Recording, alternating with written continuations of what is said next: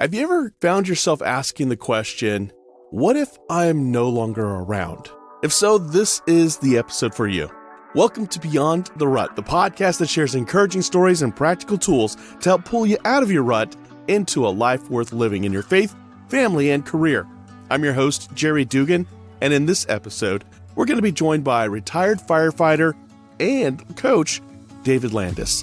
He is going to share with us the power that journaling had for him in his life, helping him discover that he was in a rut. He was just moving along aimlessly in life. He had some things in place, but he didn't quite have it defined why. And what did he want to do most? And what could he do more of or less of, and so on. But journaling helped provide that clarity. So we're going to talk about just that. Why journaling is important in your life, how it can help bring you clarity in your life, and then from there, once you have that clarity, what do you do about it? So sit back, relax, grab a notebook and a pen, because here we go. All right. Hey, David, thanks for calling in. How are you doing? I'm very well, Jerry. It's nice to meet you. Thank you for having me, and thank you for welcoming into the Rudder Nation. It's a fun experience. I'm looking forward to the conversation. This Awesome. will be fun. Same here. I'm glad, like, how we met was like a double whammy. Like, you reached out to me, like, because you heard about my show and so on. And I was like, yeah, this guy's pretty cool. And then, like, a day or two later, you're on a call that I'm in a networking club called the Phoenix Club, and you're in there and you're sharing your story. I'm like, this guy sounds familiar. Yeah. David. And I go back to my emails. I'm like, that David. Yeah. And we're across country. Yes. I mean, what's the small world that we're Yeah. in? And in the spirit of this conversation that we're going to have today, it's what you're doing here, this conversation with the Rut Nation, and this whole, we're all challenged by the world that we're living in right now, and the work and the conversation that you're doing in this podcast. I wish I had way back when I began my journey of transformation, because what people are experiencing and the issues you're addressing through all of your conversations are critical, valuable mission. So Awesome. I encourage you to keep going, and people are listening. Thank you. I wish I had this show when I was even younger, like in my early 20s, maybe my teens. And I've shared with some folks, like, the morbid motivation behind it is, at the time I got into podcasting, my kids were young. And so dad's dumb. Yeah. He doesn't know anything. Yeah. What does dad know? Of course not. Yeah. and so then I was thinking about my own life. Like, I thought the same about my dad. Now that I'm older and I'm realizing, no, my dad understood, because he's gone through the same things. He's been a parent. Right. He's been a teenager who was awkward. He's been all those things, but now I'm listening because I've gone through it. And it's like, what if I just record this so that if I'm not around, my kids can hit play? And it's like, oh, that's what he meant. Oh, that's why he did this. Oh, this is why this is. Yeah. And so that's why I got into it. And man, I've grown so much just by being the host of a show. I'm sure you have, with all the conversations with the variety of people and the variety of experiences. You've probably learned a lot. Oh, yeah. Yeah. And it's almost like a Slumdog Millionaire situation, too. Like, when I had a corporate job, to be able to go in there and problem solve with my team, they're like, how does he know that? I'm like, well, I had a conversation with this guy who used to run Walt Disney World, and that's what he did. And they're like, how'd you talk to that guy? And it's like, well, I have this show, and this guy Jody came out of nowhere and with a jar of Nutella and said, hey, talk to these guys. And it's just, I love this. I am literally podcasting all day today, but if I could do it every day, that would be exactly what I'm doing. And it's amazing how that works. It's amazing how you follow those little intuitions, those little thoughts, those little ideas, this desire, this hope of something more. Yes. And then you start pursuing it. And then look what you've done, and look what's happening. So it's a great thing. I'm a firm believer that, like, if you're not growing, you're dying. And it's like, well, I don't want to die yet. So let's keep growing. Let's keep learning things. Oh, man. And so the thing I loved about your story, one, I mean, you're a firefighter. You were a firefighter, EMT. I was a combat medic way back. Like, if you got hurt right now and stubbed your toe, I'd be like, "Oh, that sucks." But I'm sorry, man. But I mean, 20 years ago, I could hurt. Like, let it out, scream. You got this. But like 20 years ago, I could have done something for you, like with a splint or tighten your boot or something. Right. And you've gone through some struggles, though, and you mentioned before we hit record, like in 2008, there was this lull, this kind of rut you hit. But then again, a little bit later, you literally got burned, but not on the job. And now you go out there and you speak with folks about being prepared, having your mindset just the right way so that you can drive your own success, which Right. All success is driven by mindset, and how we get there is going to be different by everybody. But I guess going back to like, what was life like as a firefighter? And, you hit that first rut in 2008. Right. Well, it's interesting how you end up in these. For me, it wasn't a rut anymore. It ended up being a hole. Yeah. I couldn't go forward. I couldn't go back. And I was just stuck. I was as deep as you could go. You were telling the story about your dad. My dad struggled, and my parents in general struggled. And I was determined. And his story was very, very difficult. And I'm not sure, as I was thinking about it, what I thought I was going to do differently than he did, or both of my parents did. But I was determined as a young man not to repeat what the experience of the life my parents seemed to live. And now looking back, I am so grateful for my parents and the lessons I've learned from the experience I had, and grateful for how I've been able to grow and develop out of the challenges and the struggles. But in 2008, I had reached a point where I had to realize I was solving other people's problems for a living, but there I was, I couldn't solve my own. And my father would eventually go on to commit suicide. And so I had dealt with his challenges for 6, 7, 8 years from about 15 on. And then there I was at the firehouse journaling, trying to make sense of life. We set off on this path determined to end up somewhere. We're not really sure. We think we know where we're going, but we're all just doing the best we can. And there I was journaling about it. And I was considering whether being alive was going to be the best option for me anymore. And I dealt with my father. I dealt with very serious challenges for people in, situations that I would respond to as a firefighter. But there I was, and I was like, it scared me to death. Literally, it saved my life, because I didn't, after college, you're thinking about life and what you're going to do. After college, I didn't know what I was going to do, but I knew I wanted to be a husband and a father. And I was not being that for them in the middle of life and the challenges, because at the same time I was being a firefighter. My wife was a entrepreneur. We owned businesses. We went through all of that. So I was living the dream. I had all the things I thought I wanted. I was the dad that could go on field trips because I was a firefighter that worked 24 and was off 48. I loved it. It was great. We were great community, great everything, but something wasn't working. So I had to figure that out. And that set me on this journey of where I'm at today, and trying to feel it. From a spiritual standpoint, I grew up in a very conservative Midwest perspective, and it just wasn't working for me at the time. And I had some serious conversations with God. And at the time, it led me to being a firefighter. I needed practical tools when I'm in a challenging situation. And that's how I focus on life, and what I speak and teach and coach about now is the practical reality. I love the impractical, but my sons have taught me a lot about being a father and about leading. And I think there is a prime opportunity right now for leaders, whatever position, whether you're, as you know, coaching and teaching leadership, whether you're a formal leader or an informal leader, however you see yourself, we as leading families, leading communities, whatever position you're in, you have an opportunity right now in the crazy world that we're living in. There are some actual practical tools we can use to lead ourselves and then lead other people in the direction that we want to go and live the life we want to live. So, yeah. For me, this conversation is about a mission, and it's about hope. Yeah. So when you hit that low point, what were those aha moments where you said, okay, this isn't working for me. This frame of mind I had, this specific belief I had, like, how did you start to realize, and what were some of the things you realized weren't working?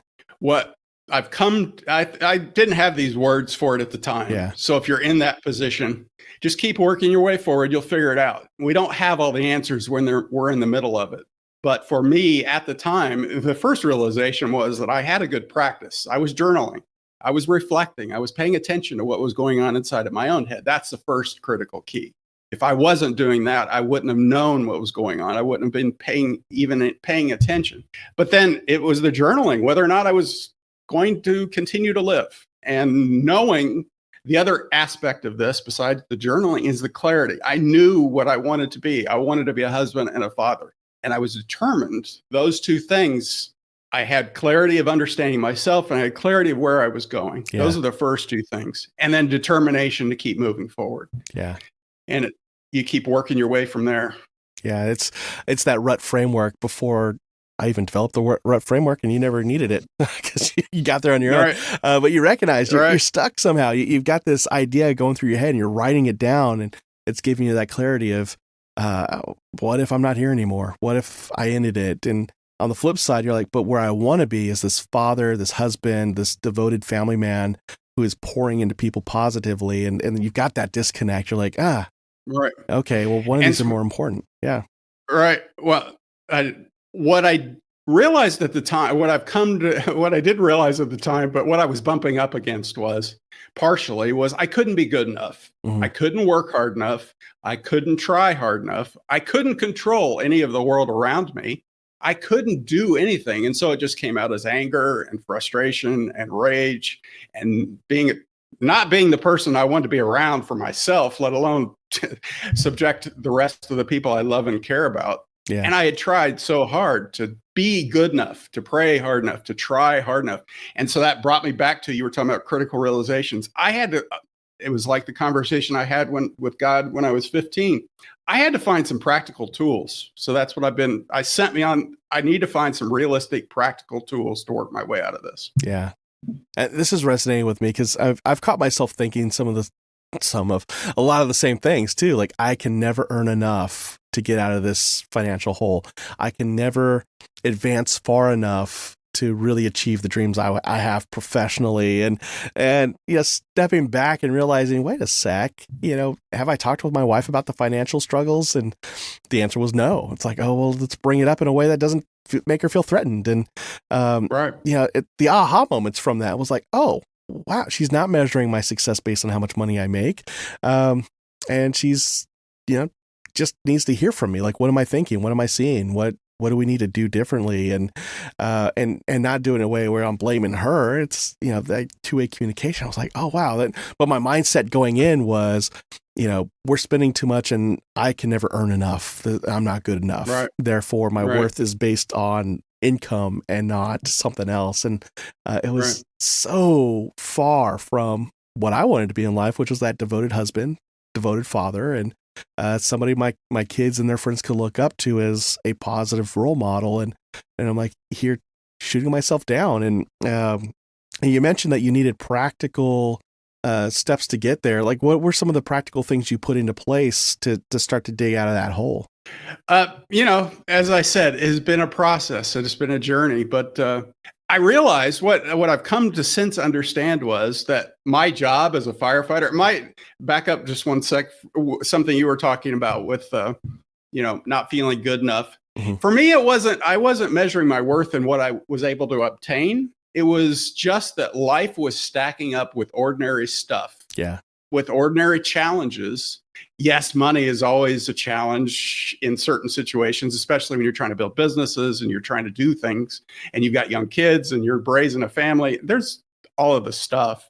But underneath that, it was about me and not being content with myself. There were things I had given up in this process of believing that I could try hard enough, work hard enough, and give enough of myself that one of the first realizations was that I had to back up and realize how did I approach life as a firefighter? My job as a firefighter, our job is to go to work every day to solve problems, to deal with uncertainty. So how did we do that? We were prepared.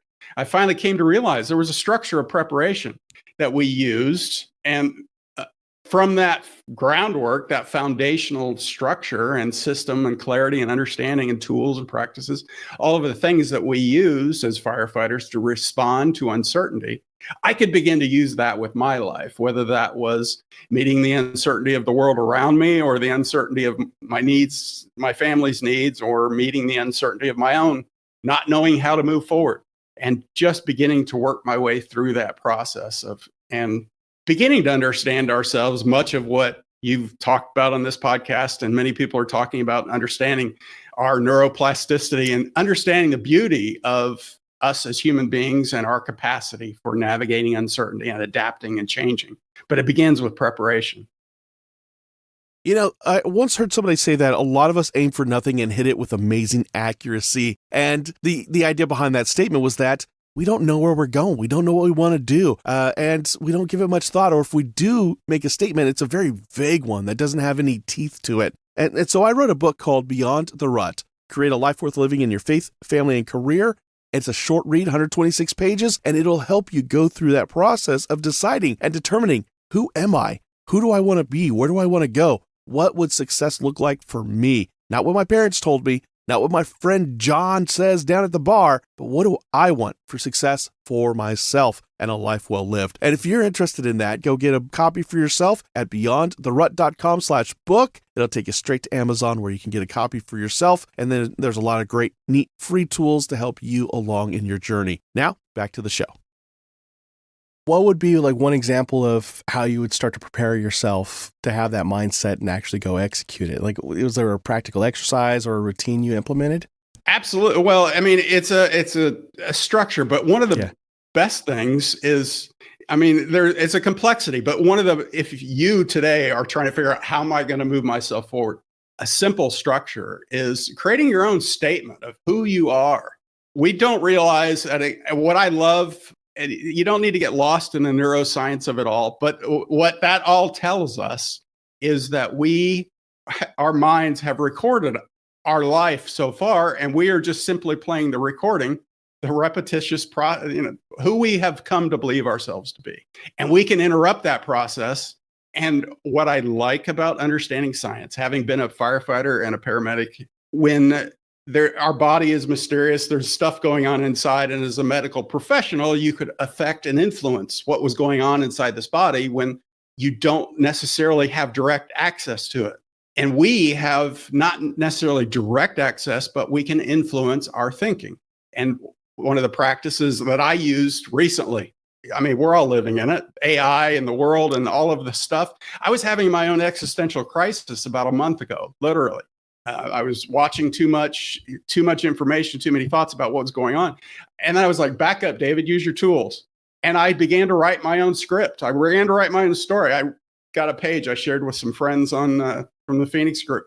I wrote a page of who I am. And I began to read this statement. What we don't realize in the practicality of neuroscience is that you have recorded your life, much like you hear a song or a jingle or a commercial or anything, and it begins to play.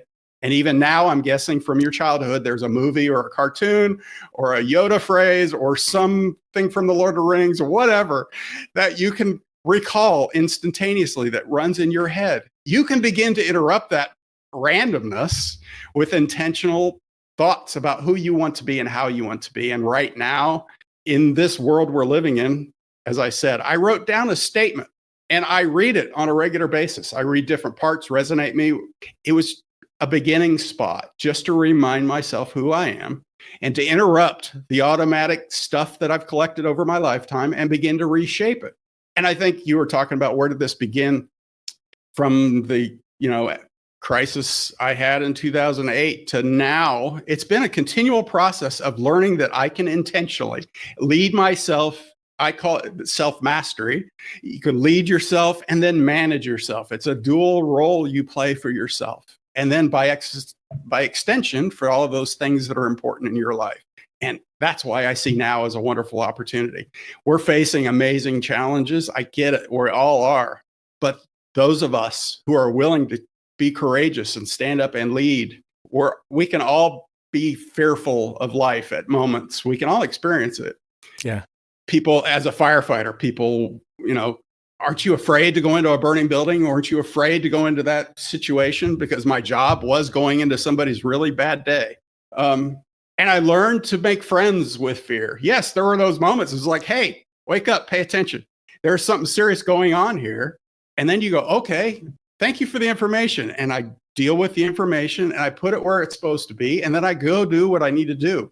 And I think, Jerry, you were talking about that, again, going back to 2008 and that challenge. Part of what I wanted was to do something in life. There were things that I wanted to express, create, businesses I wanted to build, stuff I wanted to do. I'm also an artist, art I wanted to create. But I was afraid because growing up as I did, I had a lot of challenge with self-esteem.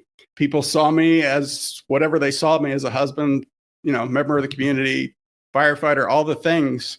But behind all of that, my self-esteem was very low. And if I didn't begin to rebuild myself, it wasn't going to turn out well. And so all of us have this facade, this presentation we give the rest of the world, but it's simply a process of rebuilding yourself, coming back to yourself and beginning to rewrite the script. And we can do that. Understanding that we can influence that is such a critical message. Yeah. And some of the key practices that have stood out to me so far in our conversation, you're already in this practice of journaling on a regular basis, if not daily. And that was the aha moment when you started to see this pattern arise in your entries. And you also had this vision, kind of, this is what I want to be in life. I want to be the husband. I want to be this father, this engaged person in my family and community. And I'm starting to see this. So by journaling and by having this idea of where you wanted to be, you had the tools to at least recognize, like a monitoring system, like smoke detectors with fresh batteries in them. Absolutely. Not the chirping kind where you got to replace the batteries. And so you had that in place. But then in a sense, you had this vision you casted of where do I want to be? What's this philosophy I want to live by? In leadership, I talk about having a leadership credo. I believe in this, Absolutely. and this. And because of that, this is what I want my leadership style to be. And because of that, you can expect this from me. And by having that defined, you now have, what do you call that? Guideposts in a way, or it's like the things I will always do, the things I will never do. And you can monitor it through journaling and see, okay, I'm getting off course now. I need to get back on. Right. And those things are just so powerful and very practical and very simple. And somebody's thinking, well, geez, that seems so simple. It's like, well, yeah, duh. Well, I think the reason that we run into this challenge of simplicity is because we've all had those experiences where we want something, whether it's a large goal or a small goal, and then we've bumped up against something that has kept it from us. And especially depending on your level of confidence, you can either go, I'm going to go prove this wrong and I'm going to become something. And so you spend your life proving that you're not something, or you spend your life pulling back, trying to prove that you aren't something. Yeah. And so we lack that confidence, some of us, to just accept who we are. And when we are challenged by situations and we want something more, the simplicity is what's required. I was listening to somebody talk recently about Kobe Bryant, and he had access to Kobe toward the end of his career. And he went into a practice. He said, can I come watch your practice? And it was like, he started at 3:00 in the morning, some crazy hour, something ridiculous. And I'm not the big sports guy, but I love understanding athletes because they're an example of what we can do, the potential. They're not different from us. They just do different things than we do, think about it differently. So Kobe is there practicing. This coach thinks he's going to get there early, and Kobe's already there. And anyway, the whole story goes on, and Kobe comes out and he goes, what are you doing? Why, you're the best in the world. He goes, why do you think I'm the best in the world? I can do the simple things over and over and over again until that's just what I do. Yeah. And so journaling, clarity, looking for clarity. I didn't know it at the time. And now that we're talking and thinking about, as a young man, at the firehouse, we each had lockers, and I kept a 3x5 card from my youth of basically a vision. It was a very rough, loose vision. It doesn't have to be perfect. Take what you've got and write it down. Begin with something simple and begin to, our lives evolve and change. Begin with what vision you can now. Write it down. Make it simple. Whatever you've got. And those times when we've bumped up against failures and bumped up against our own insecurities, they're not proof of your limitations. Possibility. My business is founded on possibility is personal. Unless you are empowered to reveal, express, create your potential, it's just not going to happen. I can't do it for you. Jerry can't. We can't do it for each other. We come together and support each other and encourage each other and help each other understand ourselves better. But we have to take that responsibility. And now, with whatever small bit of vision you've got, hope you've got, hold on to that, write that down and embrace it. And hold on to the hope. My message is hope. Actually, hope is not an ethereal, abstract concept. It actually has three components. It's been researched and studied. Hope is a goal, a path, or a process, and then the capacity, the skill, the ability to actually get there. And the practical part of this is that many of us have been attempting to achieve something, create something, do something with limited skill set.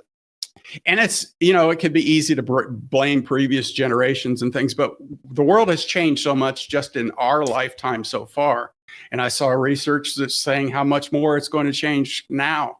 So from that little vision you've got that's written down, no matter how small, no matter how much struggle and failure and difficulty you've had in the past, you can change. Your past does not necessarily have to determine your future. If as Jerry was telling his story about your dad, and I'm telling my story about my parents and my dad, we can tell new stories about the past that either move us forward or hold us back. That's another tool. You can begin to rewrite that story. And so to summarize, what you hope is possible with a new skill set, a new understanding, new practice, new community, there is possibility out there. It's just a matter of developing a new skill set that you may not currently have either understood and developed or aren't currently practicing. Yeah. And the power of that fresh perspective too. You brought it up. So I'm like, oh yes. I was just chatting with somebody else. He's from Australia and, he's worked in the US for a long time. And he used to think that he had to assimilate to American culture. And then it dawned on him, wait, I'm the outsider with the outside perspective, the different point of view that's helping my team solve problems. And, absolutely, in a sense, I guess we got to become our own inner Australian. Because unless you're Australian already, then you got to be your own inner American or something. You got to have a different perspective. But it's like from a different perspective. Going back to the past and saying, right. I did experience this, but what's the positive out of that? And I've often shared a story of, I would go on a work trip. There'd be a coworker with me. Flight gets canceled. And my coworker's thinking, oh man, this always happens. And my luggage is going to get taken. And I'm going to wind up with a late flight tomorrow. I got to cancel all of my meetings. And this is such a pain in the butt. And I'm looking at the same situation like, I get a hotel room for the night and I don't have to pay for that. Company's got to pay for the cab ride there and back. I've already got a flight scheduled. I don't have to go into the office first thing in the morning anymore. And I can reschedule all my meetings I had tomorrow. And as soon as I get to the hotel room, I'm like, hey, I'm still stranded in this place. Can we book this meeting over here? I see we got an opening on this date, and done. By the time I wake up in the morning and get to the airport, that meeting is moved. I'm on my plane. The sun is shining. I land at a decent enough hour where I don't have to go in the office. I'm like, I got like a day off now and I get to hang out with my family. And same scenario, two completely different perspectives. And I like what you're saying. In a sense, we can be those two different people, but that one person changing the perspective on that one thing. You're talking about simplicity. That's a beautiful way to remind each other. That's why this conversation is valuable. That's why being a part of community, being a part of coaching, being a part of people that are thinking this way is so critical. It's that reminder, it's that shift, it's that, I can at any moment. Part of that, what you were talking about, what I learned through this process is that right now, there are a million things to look at. Some of them we prefer, some of them we don't. They're always there. There is never a day when it all goes away and everything is perfect. Yeah. I had learned, you were talking, I picked up one of the things I've had to learn is that perspective, because I think I picked up from the people around me growing up that they were always waiting for someday when life would be, and not living now and enjoying now.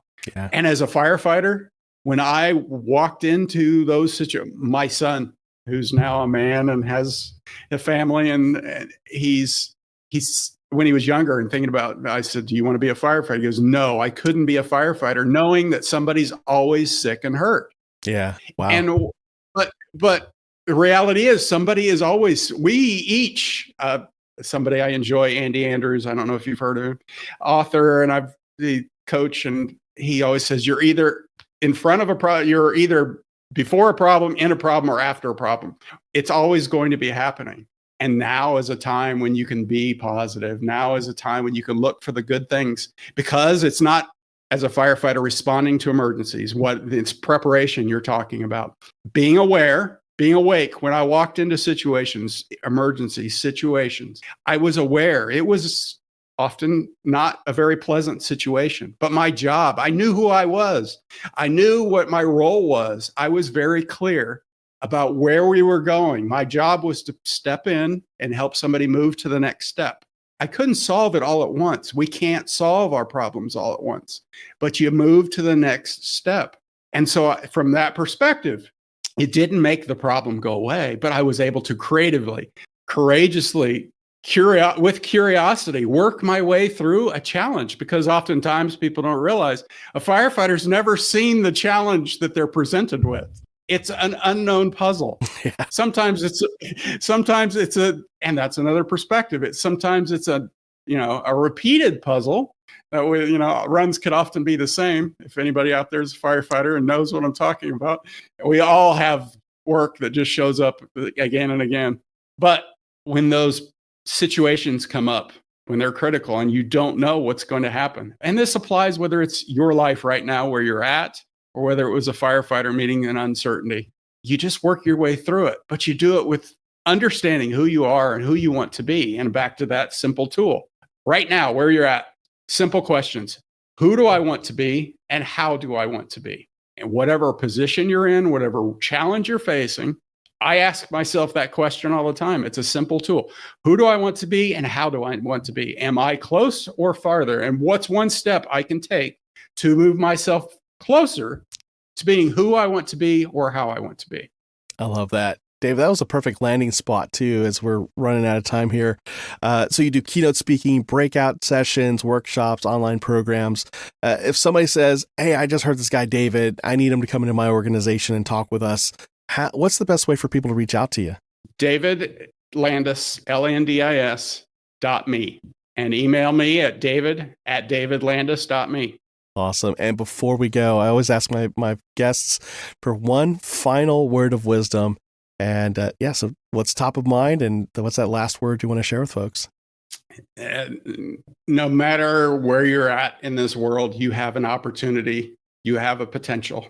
It is possible. Whatever it is you're hoping, whether it is something large and amazing vision, or if it's a simple need today, you can take the next step, develop the clarity, write it down, and realize that more is possible. Seek out a simple tool right now.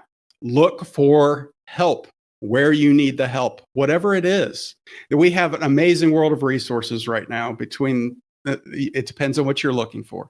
Look for your next step.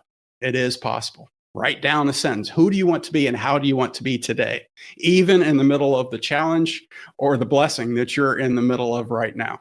Awesome. David, it was great to have you on here. And I love the time just flew by. That was quick, Jerry. Yeah. I appreciate it. You are a wonderful person. I appreciate talking to you. Wow. I hope you got a lot out of that conversation like I did. Some of the big takeaways for me were, again, the importance of journaling and how it can help bring clarity into your life. What's going well? What's not going well? You can ask yourself questions and help bring out those inside answers, make them real in a sense, because the cool thing about journaling is it takes something that is nebulous and not tangible, and it turns it into something. It becomes a creation the moment you write it down onto a piece of paper. It becomes tangible. You can look at it. You can read it. You can touch the paper. You could add notes to it, all those things. So to me, journaling is very much creation. Writing a book, writing an essay, a blog post, those are creation, or moments of creation. And that's, I think, what we're here to do. We're here to be creators. And, that doesn't always mean you have to write a book, do a painting or those types of things. Having a conversation is a creation. Leading somebody to the next step in their journey in life is a creation. Getting to your next step in life, also an act of creation. And journaling can play a big part in that. And that was one of the biggest takeaways for me. And then from there, once you have that clarity on what what is going on in my life? What do I want? Who am I? Having that statement of who you are is huge. What do you stand for? What will you always say yes to? What will you never be about? That helps you decide, what do I always say no to? Those guardrails in life. I know businesses use in their strategic plans guardrails, things they will always do to achieve their strategic goals and live up to their mission and vision and core values.